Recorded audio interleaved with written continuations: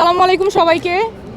আমি তাসনিম জারা, ঢাকা ৯ আসনে ফুটবল মার্কা নিয়ে স্বতন্ত্র প্রার্থী হিসেবে নির্বাচনে অংশগ্রহণ করছি। আপনারা অনেকক্ষণ ধরে অপেক্ষা করেছেন, সেজন্য ধন্যবাদ। কিন্তু আসলে বেশ কিছু জটিলতার মধ্যে আমাদের যেতে হচ্ছে।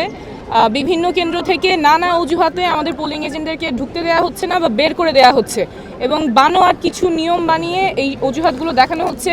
কাউকে বলা হচ্ছে যে আপনারা তো এখানকার ভোটার না, অথচ এরকম কোনো নিয়ম নাই যে পোলিং এজেন্ট হতে হলে এই আসনের ভোটার হতে হবে।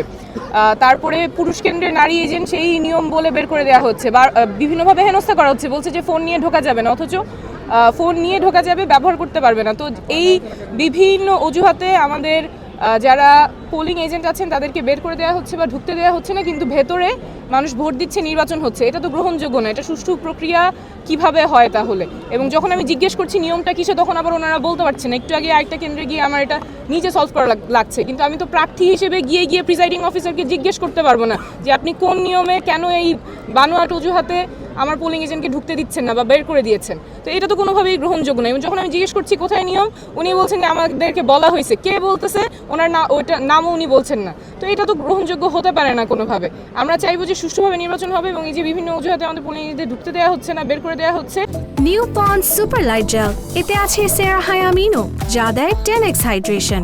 স্কিনের তৃষ্ণা মেটাও, সফট স্কিন পাও, মিরাকলস হ্যাপেন। এটা কোনোভাবেই গ্রহণযোগ্য না। আমরা অনেকগুলি কেন্দ্র থেকে এরকম খবর পাচ্ছি। অনেকগুলি কেন্দ্র থেকে কারো বিপক্ষে কোনো অভিযোগ আছে? সুনির্দিষ্টই তো বললাম। এই কেন্দ্র হইছে কিনা প্রধান কেন্দ্র আপনি যে সব কেন্দ্রে গেছেন আমাদের কেন্দ্র কয়টা আপনারা জানেন? 151টা না। সো আমাদের অনেকগুলো কেন্দ্র থেকেই রিপোর্ট আসতেছে পোলিং এজেন্ট ঢুকতে পারতেছে না বা বের করে দেওয়া হচ্ছে। এটা কোনোভাবেই গ্রহণযোগ্য না।